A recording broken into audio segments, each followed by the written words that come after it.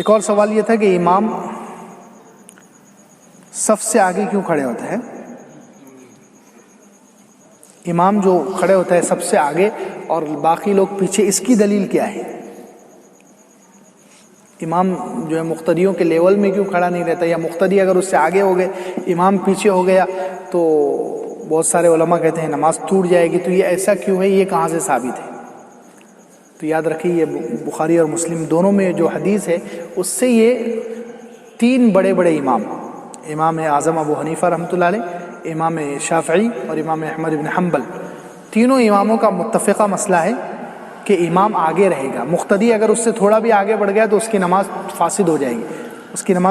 یہ کہاں سے نکالا انہوں نے؟ بخاری اور مسلم کی وہ حدیث ہے انما جعل الامام لیؤتم به. امام کو امام اس لیے بنایا گیا ہے کہ اس کی اقتداء کی جائے، اس کا اتباع کیا جائے. اب ظاہر سی بات ہے اتباع اور اقتداء اس کی ہوتی ہے جو آگے ہو. یہ عقل سے دیکھا جائے تو اتباع اس کی ہوتی ہے جو آگے ہو. خود آگے ہے، پیچھے سے کوئی آ رہا ہے تو پیچھے والے کی آگے والا پیچھے والے کو کیسے فالو کرے گا؟ فالو کس کو کیا جاتا ہے؟ جو آگے ہے.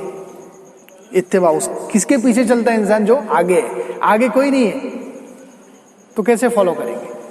تو اللہ کے رسول صلی اللہ علیہ وسلم کا لفظ بتا رہا ہے انما جعل الامام لیؤتم به.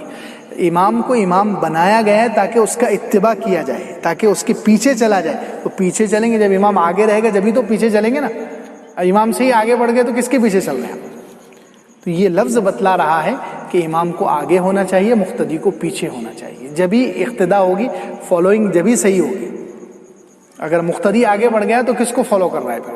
تو یہ لفظ ہے حدیث میں، بخاری اور مسلم کی متفق حدیث ہے، اس لیے جو ہے وہاں سے یہ اماموں نے نکالا ہے، اپنی طرف سے نہیں ہے بھئی.